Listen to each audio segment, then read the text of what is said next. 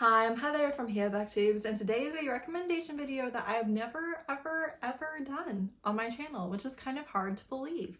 Today is contemporary romance recommendations. I've done many a plot or subplot or trope or character type contemporary romance recommendation video, but I've never done just a general subgenre rec video, which is shocking to me, honestly.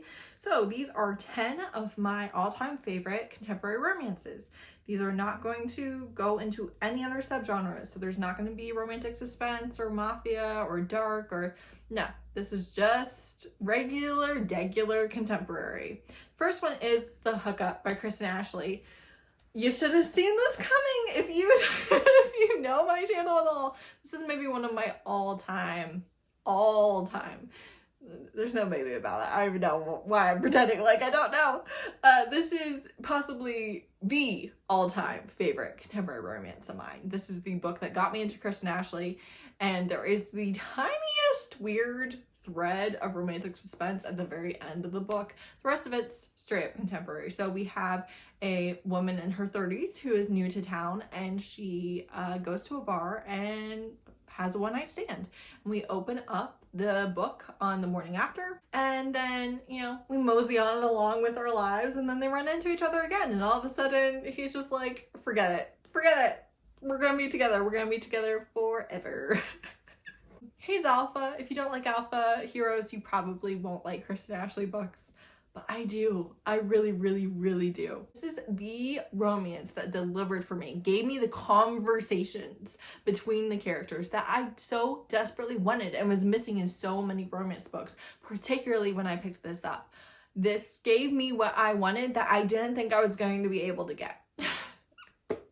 Because they actually talk to each other about this, that, and the other thing. Also, this book will make you hungry, especially for guacamole. Then I have Roleplaying by Cathy Yardley. This is a love letter to introverts. If you are introvert, a homebody, if you love to be by yourself and or just with your person in the peace and quiet of your own home, cozied up with your video games or your books or what have you, this is it. So these are middle-aged characters. They are in their 50s and late 40s. They meet online through a gaming guild and through a series of miscommunications. She believes that he is a college kid and he believes that she is geriatric. They meet in real life and it's quite funny, but she has a college-age son, so she just, I don't know. She just thought that he was because he was in college or something like that. And this man goes through some horrors for the introvert. This one character just like ambushes him with this thing that is like my worst nightmare. I cannot imagine anything worse happening in just the course of a regular day-to-day life. It was something. But also, we have some content warnings. He is bisexual and also demisexual, asexual, and really didn't know anything about that. You actually see him come to understand it quite a bit in the book, and it's beautiful. It's beautiful, but there's some homophobia from his ex and his family. Also, his dad died of cancer and his mom's health is failing. He's a caretaker for them. He's actually a hospice nurse for his job, but he's put that on pause to take care of his parents. They are fighting him at every turn. He's way too nice. He lets people walk all over him, and she is not really that nice at all. And she is not gonna just sit back and watch that happen at all. And it is greatness. It's greatness. If you want to watch people, especially older people, and by older, I mean not in their 20s, but get the life that they've always wanted. Cut off toxic family members, you know, come out, understand themselves better, be in a happy relationship, be with someone who feeds their soul. Oh, it's so good. It's so good.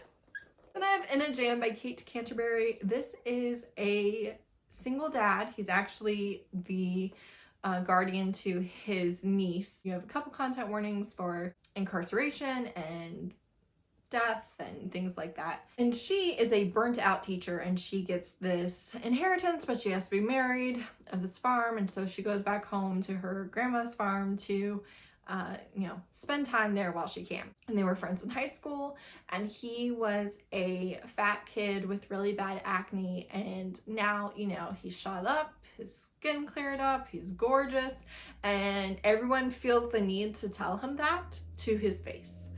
Ugh. Makes me so mad. But she doesn't do that, and little does she know, he's always been in love with her. Like, she has no idea. He's so quiet and so grumpy, and then he's such a dirty talker. Anyways.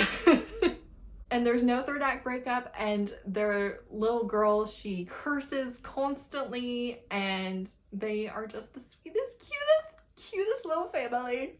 I love them so much. It's a little bit slow burn, so worth it. It's so good. Top tier, peak. I know I'm raving, but like, these are some just amazing books. And actually, the 3 so far, there's no third act breakup in any of them. You're welcome. Then I have Worth It by Lady Marie. This is Black love. She is way too busy to have a boyfriend, and she's just like turns him down, and then he's gonna kind of work on her. They're gonna kind of fake date a little bit for her sister's wedding, mostly just to try to avoid her matchmaking family. And they have some really cute dates together.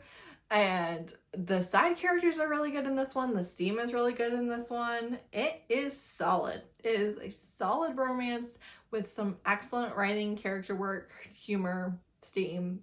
It's well worth your read. Then I have A Walk in the Park by Rebekah Weatherspoon. This is a novella, and it is a palate cleanser, sweet. They have a adoption mix-up with a puppy, and so they're going to co-parent this puppy, and they are just so cute to each other. They're so nice to each other. They are the perfect match. I loved watching them take care of each other. Just, if you want the happiest romance ever, again, if you just need like some cozy, feel-good vibes, this delivers on all cylinders. Look at me. Mechanical phrases. Then I have Hostile Takeover by Christina C. Jones. This is another Black love romance, and this is a billionaire, and he is going to kind of force her into a marriage to save her family store because her father possibly medically abused her mother and possibly ran their company into the ground and is maybe a terrible human being. And he puts a lot of pressure on her, unbeknownst to her, to have a baby right away because his grandmother is failing and he really wants her to see his children. She doesn't take anything from anybody. There is a phenomenal scene in this book where he does something so stupid, so dumb. You just want to smack him. And when I tell you, the way that she handles it is so satisfying. We need more scenes like it. We need more scenes like it in romance books because yes. Then I have Wild Pitch by Giraldo. This is a baseball romance, which I could not care less about, and yet it was amazing. So she is the first female baseball player in the MLB, and she is openly bi, and she is a pitcher, and he is a veteran catcher. He's towards the end of his career, but he's one of the best, and he is also openly bi, and she's Filipino. He is Filipino, and the other one is Latinx. I forget now which one is which, but he's submissive and she's dominant, but he really helps her with her career. And obviously some of the work stuff kind of gets in the way of the relationship a little bit, but like, I don't care for submissive heroes. I don't care for sports romances in general, but I definitely don't care about baseball romances. I understand sports. I understand all the sports. My dad was really into sports. Like, I get all of them, but I just don't care about them particularly. It's so good. It's so good. Excellent character work, great banter, great steam. Just, again, good. It's good. All of these books are really good. And then I have Cups of You by Karmen Lee. This is a small town, cozy, slow burn coffee shop romance. She comes into town to take care of her grandmother, and he is familiar with her grandmother, and he's a single parent to a teenage girl, I want to say. And they have a little bit of a slow burn. Cute romance. She's very prickly. He's very friendly and, puts everybody at ease. And they're just really cute together. They are. She's gonna have to kind of apologize for being hostile. It's great. Then I have Against a Wall by Kate C. Wells. This is a high school bully romance, but they are adults now. And maybe he always had a crush on her, and maybe he was really upset with her for like stopping coming to their house and being friends with them. And he maybe took that out in harmless practical jokes and stuff that maybe weren't so harmless. Maybe he did some damage that he didn't realize he was doing. He's dumb. He's a frat boy. And the way that Kate C. Wells makes you love him anyways, unbelievable. Unbelievable. One of my favorite authors. Listen, read her books, okay? Okay, read her books. Then lastly, I have Pregnant by the Playboy by Jackie Lau. This is a one-night stand turned pregnancy book, so obviously there's a pregnancy in it. But these are Chinese Canadian main characters, and he is a playboy. He had a startup and he got really burned out. He sold it for a ton of money, and since then he's been kind of just partying and floating around, and he's sick of that. And then when he finds out that she's pregnant, he's like, great, I'm gonna be a dad, I'm gonna be a husband, everything. And she's like, we don't even know each other. Calm down there, sport.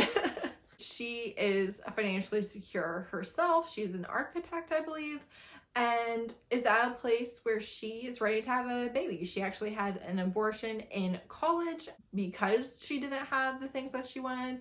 But now she's in her 30s. She's ready to have this baby, whether he's involved or not, although the fact that he wants to be involved is a contributing factor to her wanting to keep the baby. This is so great because they are not dating, even though he wants to.